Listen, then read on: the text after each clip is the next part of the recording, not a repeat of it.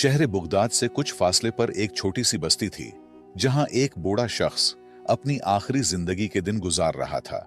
वो एक खामोश और आजिज लेकिन दाना इंसान था। उसके 5 बेटे थे। इनमें सबसे बड़ा यूसुफ था, जो एक जमींदार था। यूसुफ पूरे दिन खेतों में मेहनत करता था, जमीन को सेंचता और फसलों की देखभाल करता था। लेकिन वालिद की खिदमत करते हुए कभी कभार वो उकता जाता और दिल ही दिल में सोचता कि ये जिम्मेदारी कब खत्म होगी। शाम को यूसुफ तकाहारा खेतों से लौटता तो उसका बूढ़ा बाप हकीम खामोशी से बेटे की तकन को महसूस करता था। हकीम के दिल में बेटे के लिए बेपनाह मोहब्बत थी, लेकिन वो कुछ कहे बगैर फकत अपनी नजरें झुका लेता। कुछ अरसा बाद हकीम अपने बेटे यूसुफ के रवैये में तब्दीली महसूस करने लगा। वो जानता था कि यूसुफ अपनी तकन और जिम्मेदारियों के बोझ तले दब चुका है, और शायद उसे यह महसूस होने लगा कि बूढ़ा बाप अब उसके लिए एक बोझ बन गया है। यूसुफ का रूठा रवैया उसके वालिद को परेशान करने लगा। वो अपनी जिंदगी के आखिरी अय्याम सुकून से गुजारना चाहता था, लेकिन यूसुफ की बेरुखी ने उसे गमगीन कर दिया। कुछ अरसा बाद हकीम ने यूसुफ को करीब बुलाया और कहा, बेटा, मुझे मालूम है कि तुम पर बोझ बढ़ गया है।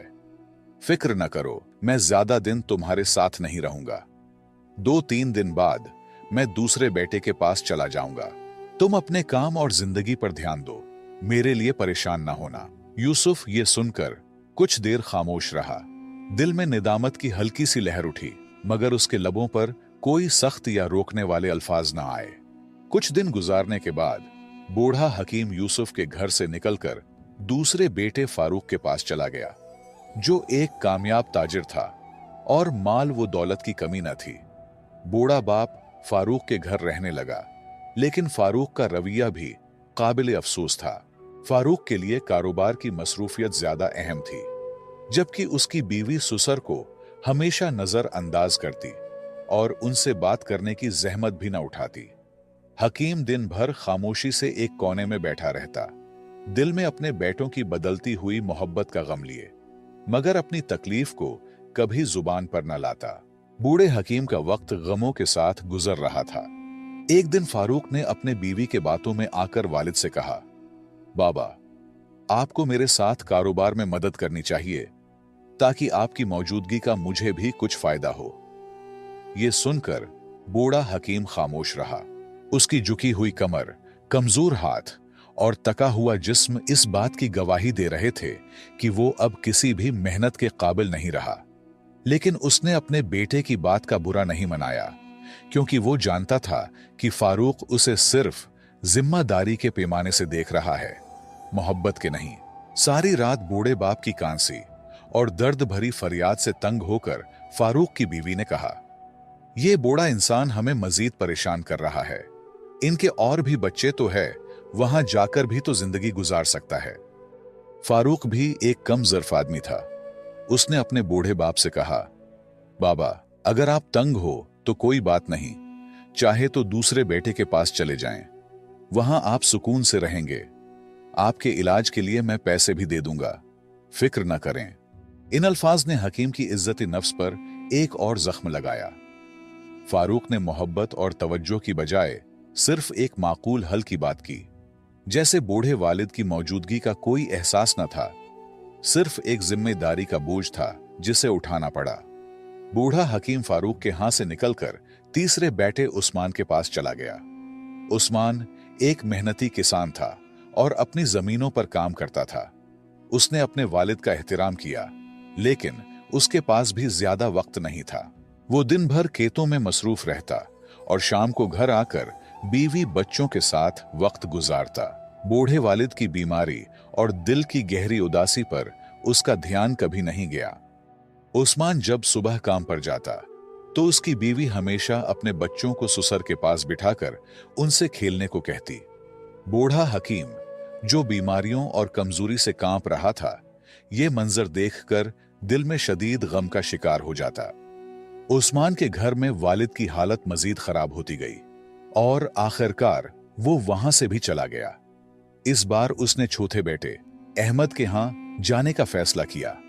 अहमद, जो कि एक धोखाबाज और लालची इंसान था, अपने वालिद को इस्तकबाल करने के लिए बहुत खुश था। अहमद की खुशी महज लालच के बायस थी, न कि अपने वालिद से मोहब्बत के। अहमद ने अपने वालिद को इज्जत दी और कहा, बाबा, आपको यहां रहने में कोई तकलीफ नहीं होगी। वक्त के साथ साथ अहमद को पता चला कि बूढ़े बाप के पास कोई माल दौलत नहीं है, तो उन्होंने भी बाप को नजरअंदाज करना शुरू कर दिया। अहमद की बीवी ने अपने ससुर को एक बोझ समझकर उसकी कोई खिदमत नहीं की, बल्कि उल्टा तकलीफ दी। वो हमेशा शिकायत करती रहती और बूढ़े को अपने कामों में रुकावट समझती। लेकिन बीवी की क्या कसूर, जबकि अपने बेटे रूठ चुके थे। अहमद भी अपने कारोबारी उमूर में इतना मग्न हो गया था कि उसने अपने वालिद की हालत पर कोई ध्यान नहीं दिया।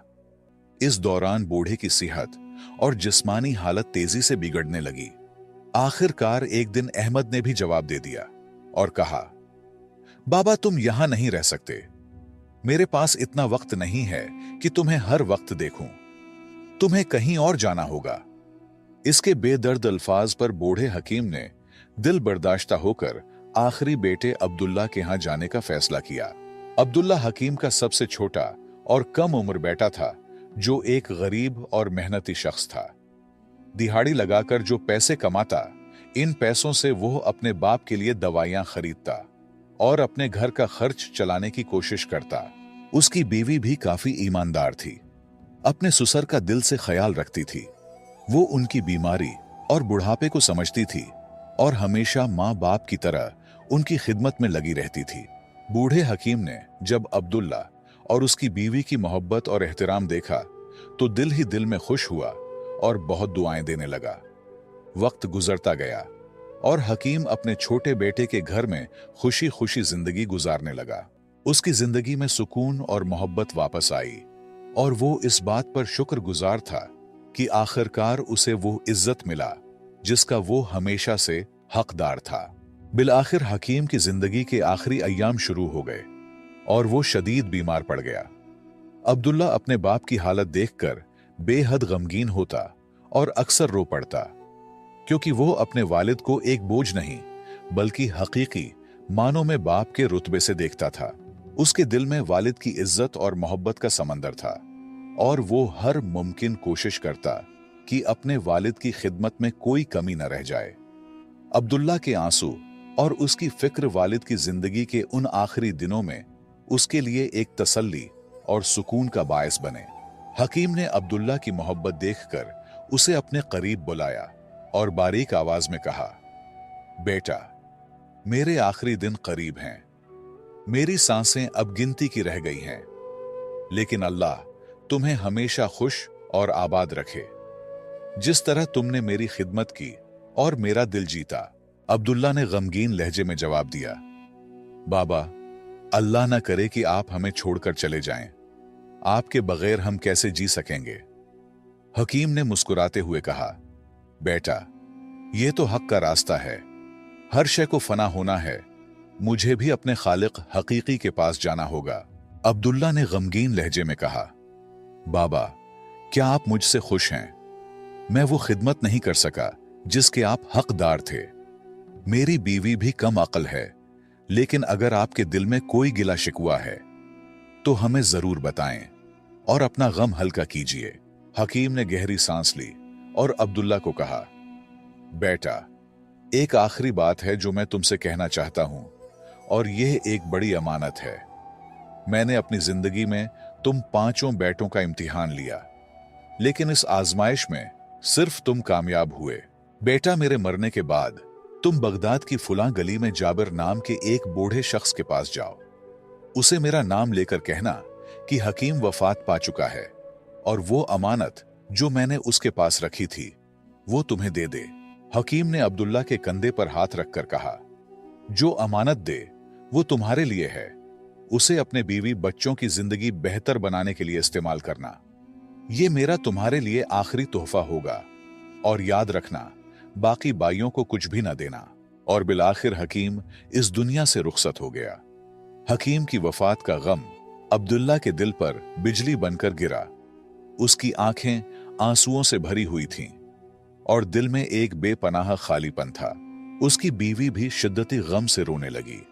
क्योंकि उसने हकीम की खिदमत दिल से की थी और उनका एहतराम किया था।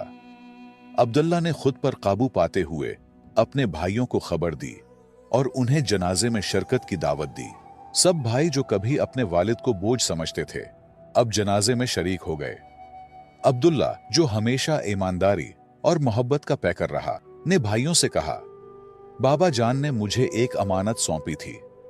मुझे यकीन है कि वो कोई कीमती खजाना होगा, लेकिन इसमें सब भाइयों का हक है। हालांकि बाबा ने उसे सिर्फ मेरे लिए वसीयत की थी। भाई, जो दिल में कहीं ना कहीं लालच रखते थे, फौरन बोले, अब्दुल्ला, जाओ और अमानत ले आओ। फिर उसे हम पांचों भाइयों में तकसीम कर देना ताकि सबको बराबर हिस्सा मिले। अब्दुल्ला ने ठीक वैसा ही किया जैसा उसने कहा था। वो बगदाद जाकर अमानत ले आया। जब उसने संदूक खोला तो वो हैरत में पड़ गया। संदूक में बगदाद के मशहूर बाजार के कई कीमती दुकानों के कागजात, जवाहरात जो उसकी मां के थे, और बहुत सी अशरफियां मौजूद थीं। अब्दुल्ला ने अपनी दियानतदारी का सबूत देते हुए सब भाइयों को उनका हक दिया और खुद अपने हिस्से पर किनायत की। जिंदगी एक बार फिर बाप के साये के बगैर चलने लगी, लेकिन वक्त ने जल्द ही अपनी हकीकत दिखा दी। चंद माह बाद बड़े भाइयों में से एक अपने कारोबार में बुरी तरह फंस गया। गैर जिम्मेदारी और गलत फैसलों के बायस वो कर्ज में डूबता चला गया। हालात इस कदर खराब हो गए कि उसे अपना घर तक बेचना पड़ा। दूसरा भाई, जो कभी ऐश व इशरत की जिंदगी गुजारने का आदी था, एक दिन चोरी में मुलव्विस पाया गया। काजी ने उसे जेल भेजने का हुक्म दे दिया और उसकी जिंदगी की सारी साख तबाह हो गई। बाकी भाई भी सोने को हाथ लगाता तो मिट्टी बन जाता। ये सब नाकामियों को एक जवाब था, बाप की बद्दुआ। दूसरी तरफ अब्दुल्ला ने अपनी मेहनत से बगदाद में कारोबार शुरू कर दिया। वो कोफे से उम्दा कपड़ा खरीदकर बगदाद के बाजार में बेचता और वक्त के साथ काफी मुनाफा कमाने लगा। उसकी ईमानदारी, बाप की दुआ और मुस्तकिल मेहनत ने उसे तरक्की की राह पर डाल दिया। यहां तक कि वो अपने बाकी भाइयों की फिरोख्त करदा दुकानें खरीदने लगा और आहिस्ता आहिस्ता पूरे बाजार का वाहिद मालिक बन गया। जो भाई कभी खुद को दौलतमंद समझते थे, अब वक्त के मारे हुए अब्दुल्ला के दर पर सवाल करने आ गए। अब्दुल्ला, जो एक रहम दिल और मुशफिक इंसान था, उनकी मदद करता और उन्हें खाली हाथ वापस न जाने देता। उसका यह रवैया उसके वालिद की सिखाई हुई अखलाकियात का अक्खास था। फिर वो दिन आया जब अब्दुल्ला ने बगदाद के तरक्की याफ्ता इलाके में एक बड़ा घर खरीदा और अपनी बीवी और बच्चों के साथ एक खुशहाल जिंदगी गुजारने लगा। वो जिंदगी के उस मोड़ पर भी अपने वालिद की दुआओं और तालीमात को नहीं भूला। एक दिन वो अपने वालिद की कब्र पर फातिहा पढ़ने गया। कब्र के सामने खड़े होकर उसने कहा, बाबा, आपकी दुआओं ने मुझे बगदाद का अमीर बना दिया, लेकिन आपके साये की महरूमी ने मुझे गमगीन कर दिया। अल्लाह ताला आपको जन्नत में आला मकाम अता फरमाए। मुअज़्ज़ज़ दोस्तों, इस कहानी से हमें 3 कीमती असबाक मिलते हैं। नंबर 1, वालिदैन की जिम्मेदारी है कि वो अपने बच्चों की बेहतरीन तरबियत करें ताकि वो बाद में न सिर्फ उनका सहारा बने बल्कि जिंदगी की मुश्किलात का सामना भी हिकमत और सब्र से कर सकें। नंबर 2, एक बेटे के तौर पर वालिदैन को कभी बोझ न समझे, क्योंकि वक्त का पहिया घूमता है और कल आप खुद इसी मकाम पर हो सकते हैं जहां वालिदैन आपसे मोहब्बत और तवज्जो की उम्मीद करते थे। नंबर 3, वालिदैन के साथ मोहब्बत, इज्जत और अच्छा रवैया इख्तियार करना न सिर्फ आपके मुस्तकबिल को रोशन करता है बल्कि आखिरत में भी बेशुमार इनामात का बायस बनता है। वालिद चाहे जैसे भी हो, उनकी खिदमत बेटे का फर्ज है, क्योंकि उनकी दुआएं ही आपकी जिंदगी का सबसे बड़ा सरमाया हैं। मुझे उम्मीद है आपने इस कहानी से बहुत कुछ सीखा होगा। अगर आपको यह सबक आमूज कहानी पसंद आई हो और आपको मजीद पुरानी और नसीहत आमेज कहानियां सुनना पसंद है, तो हमारे और आपके चैनल पुराने किस्से को लाजमी सब्सक्राइब करें, वीडियो को लाइक करें और अपने दोस्तों के साथ जरूर शेयर करें। इस वाकये के बारे में अपनी कीमती राय कमेंट्स में जरूर लिखें। आपकी राय हमारे लिए बहुत अहम है।